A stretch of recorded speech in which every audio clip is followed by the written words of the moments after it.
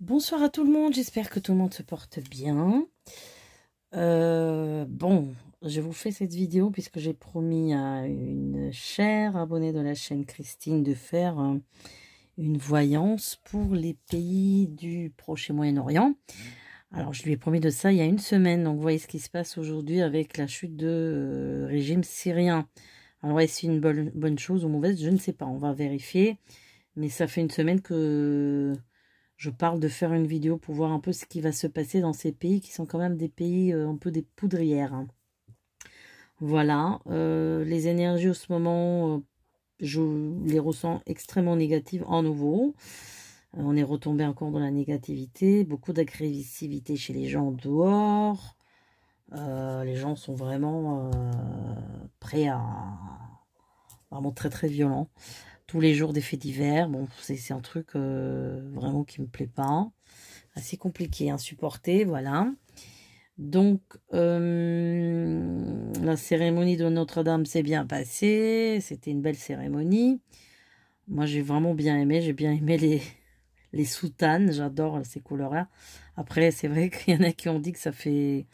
C'est le logo Google, quoi. Oui, c'est exactement ça. Mais moi, j'aime bien ces couleurs-là.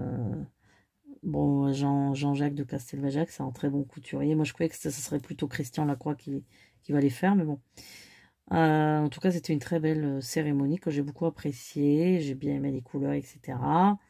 Après, Notre-Dame de Paris, je suis pas très fan. Je sais pas, je sens quelque chose de très négatif là-dessus depuis toujours, hein. Donc, c'est pas un endroit qui m'attire particulièrement, disons-nous. Et l'île de la Cité à Paris ne m'attire pas forcément. Alors après, vous allez me dire, bon, on va pas aller sur ce terrain ou souterrain, sur souterrain, on est bien d'accord. Mais bon, voilà, en tout cas, la cérémonie était bien, voilà. Et l'archevêque là de Paris, je pense qu'il a quand même essayé de passer un bon message, de se concentrer d'une manière un peu de méditation pour faire un petit peu élever la matière. Bon, il pleuvait. J'ai trouvé que Trump était très fatigué, malheureusement. Je sais pas, il était vraiment complètement KO. Je sais pas si vous avez remarqué ça. Pour ceux qui ont regardé, il avait une tension aussi dans l'air entre des chefs d'État, bref, hein. Et puis, bah voilà, c'est tout. Alors, on va quand même regarder un petit peu ce qui se passe au niveau du Proche et Moyen-Orient, un petit peu en général, dans le futur proche. Alors, nous sommes donc dimanche 8 décembre.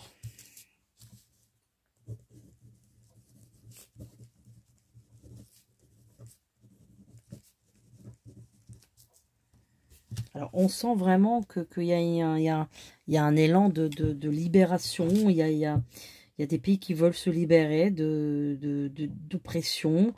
Il y a un vent nouveau qui va souffler. Alors, par contre, j'ai deux choses qui m'apparaissent. J'ai comme un... Alors, c'est pas un tsunami. Entre guillemets, je dis tsunami. Évidemment qu'il n'y a pas de tsunami au Proche-Orient, même au Moyen-Orient. Mais en tous les cas, j'ai quelque chose qui arrive. J'ai deux choses qui arrivent. J'ai une chose qui est une très grosse tempête de sable. Ça va être dans un désert. Alors, je ne parle pas du Maghreb, hein. Donc, c'est pas le Sahara, je ne pense pas. Ça serait plus un désert qui va être peut-être... il y a le désert en Arabie Saoudite, il y a le désert dans les Émirats. Il y a un désert, je crois, libyen aussi, mais bon, là, on est plus dans le Sahara quand même. Bon, euh, mais je pense pas que ça soit la Libye. Je pense pas que ce soit le Maghreb. C'est pas le Afrique du Nord. C'est pas en Afrique du Nord. Il y aura j'ai comme le vent qui souffle extrêmement fort, comme une énorme tempête de sable, et j'ai aussi une sorte de, comme une sorte de, c'est pas tsunami évidemment, c'est pas le mot, mais une tempête très très violente avec des vagues énormes. Alors ça par contre, ça peut être vraiment, ouais, ça peut être plutôt au Moyen-Orient, ça par contre. Alors vous donnez le pays en question là, euh, je l'ai pas trop, mais ça peut être vers le Koweït, Oman, ouais, par là-bas. Peut-être pas Bahreïn, mais bon. Alors, qu'est-ce qui se passe là dans ces pays-là? On va un peu noter les noms parce que on va pas s'en sortir. Il y a quoi? Il y a l'Égypte.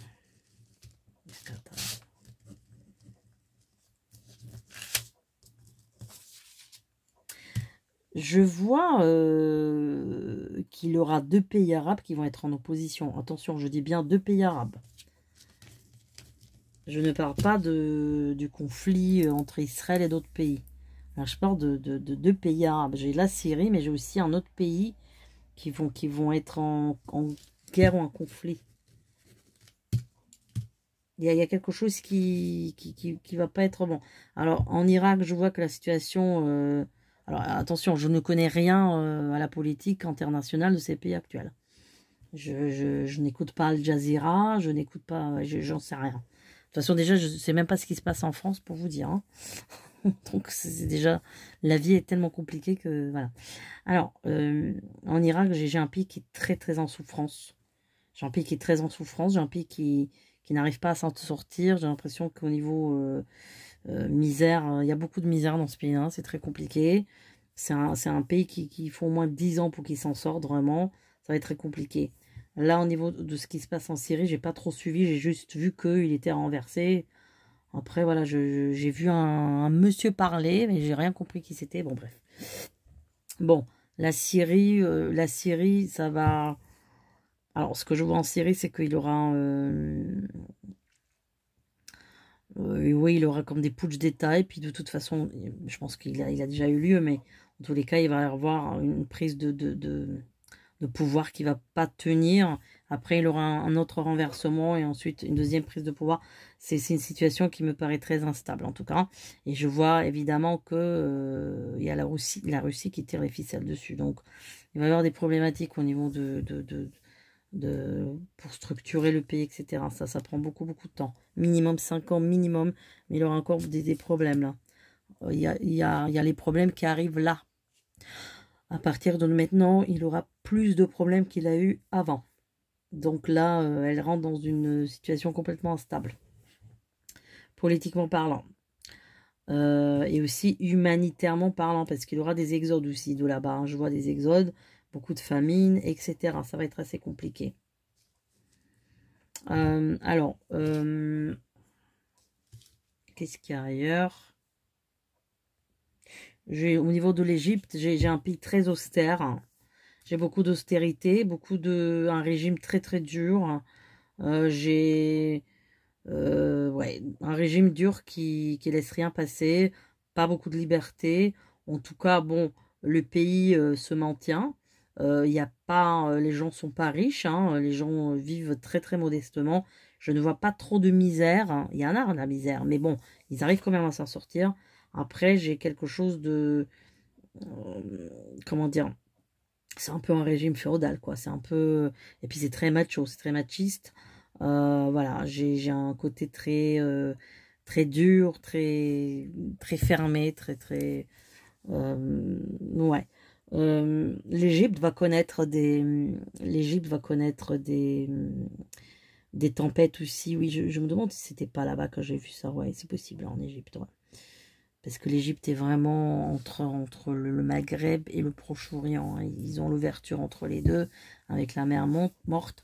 Bon, il va y avoir là-bas des choses, comment dire, des événements climatiques hein, assez importants dans les prochaines années. Hein. Ça va pas être très, très gai. Il y aura beaucoup de problèmes. Il y aura aussi un problème dans l'eau là-bas. Manque d'approvisionnement de l'eau et puis aussi une contamination dans l'eau. Il y aura des bactéries dans l'eau, contamination justement par le manque d'approvisionnement de l'eau. Donc des eaux qui stagnent.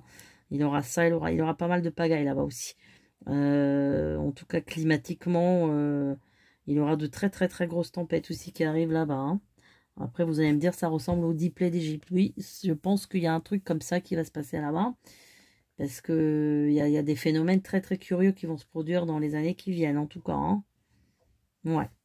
Après le Liban, bon, le Liban, toujours pareil, c'est toujours pareil, hein, il s'en sort et puis il retombe. Et bon, après, pour l'instant, je vois une sorte d'accalmie, mais c'est un pays euh, c'est bizarre, mais il n'y a pas de, je vois pas là-bas des des putschs d'État ou des choses comme ça. Je vois pas un peuple qui, comment dire, qui se rebelle. Ou je vois pas la rébellion là-bas. Je vois pas un pays qui se rebelle vraiment, qui fait quelque chose. Non, non, non. Le Liban, il faut, je dirais, 20 ans pour qu'il s'en sorte. Voilà, 20 ans pour que vraiment les choses deviennent normales, entre guillemets. Voilà. Alors après, Moyen-Orient, on va faire le Moyen-Orient. Qu'est-ce qui se passe dans le Moyen-Orient? Pareil, beaucoup de problèmes climatiques dans le futur aussi dans le Moyen-Orient. Ouais, beaucoup de problèmes.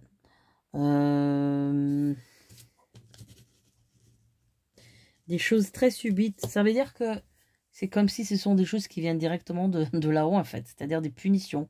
Après, ne me demandez pas pourquoi. Hein. Je ne sais pas les plans du ciel, pourquoi. Mais en tout cas, il aura des choses qui arrivent d'une manière extrêmement violente. Extrêmement violente, que ce soit en Arabie Saoudite, que ce soit dans les Émirats. Beaucoup de choses là-bas. Ouais. Toujours beaucoup de tempêtes de sable, mais de très très violentes tempêtes. C'est pas des petites tempêtes. Eux, ils sont habitués, les Bédouins, tout ça. Mais là, on parle de vraies tempêtes, hein, de vraies tempêtes de sable, mais XXL. Hein. Voilà. Et puis, des dérèglements climatiques assez importants. Hein, assez importants, au point où je vois aussi de la sécheresse là-bas. Hein, beaucoup de sécheresse dans les années qui viennent. Manque d'approvisionnement d'eau. Donc, ils vont pomper de l'eau de la mer. Enfin, ils vont faire des trucs spéciaux parce que ça va être un vrai problème. Donc, ces pays-là qui sont maintenant riches et tout ça, moi, je vous dis qu'il y a un approvisionnement dans le futur. Hein. Vous allez voir, hein, ça ne sera plus du tout les pays number one. Hein. Donc, non, ça c'est un euphémisme. Donc, dans le futur, ces pays-là vont beaucoup galérer sur un plan climatique, ce qui va les appauvrir aussi. Parce que le pétrole, il va manquer aussi. Hein. C'est ce que je vous ai déjà dit dans la vidéo.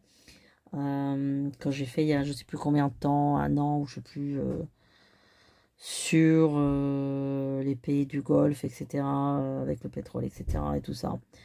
Bon, en tous les cas, ce sont des pays qui vont être en pleine mutation dans le futur.